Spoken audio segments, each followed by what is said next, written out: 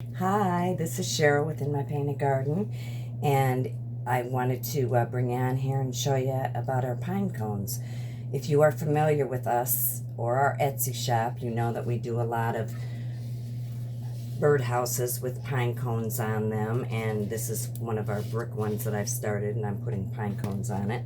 But I thought I'd show you a little bit of the process of it, so hang on tight here 1 second.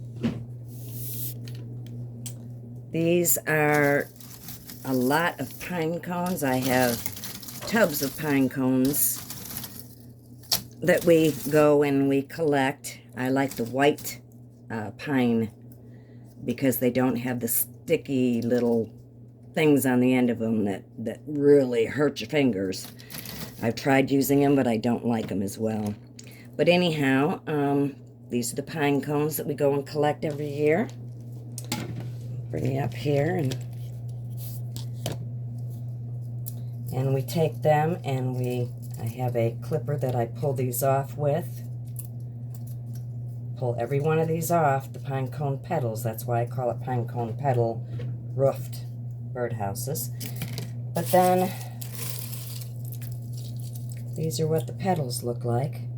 You've got the little stems on the where you pull them off at, the little where they're hooked to the stem, but there's a bunch of them right here. And these are Pinecone Petals. And then after we pull them off, I take them and I trim them. It just depends on which way you're putting them on the birdhouse, on the roof, on whether you need to trim them like this in an angle.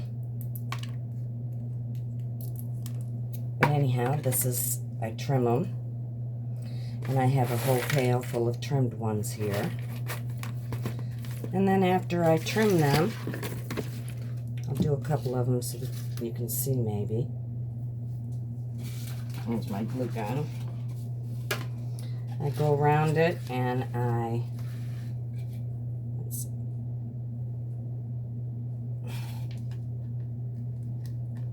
glue them on, sometimes randomly, just depends. I just pick and choose, because if I don't pick and choose, then it takes me forever to do one. I have to just grab and stick it on. If I try and pick and choose, it takes me forever to finish one.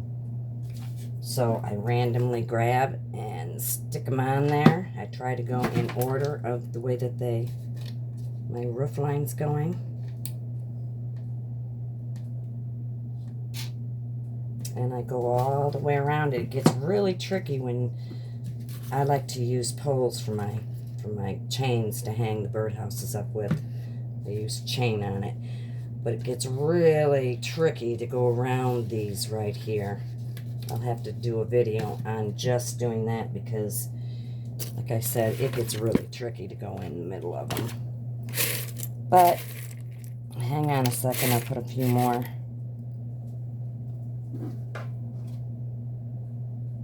I use Gorilla Glue. I find that to be the best.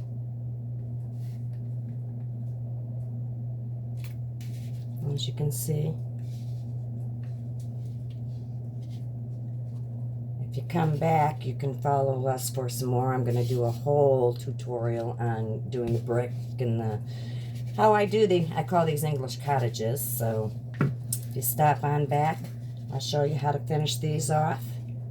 I'll do another tutorial on that, and I'll just show you how to do them. So hope this was a little bit helpful to you. Thanks for stopping. See ya.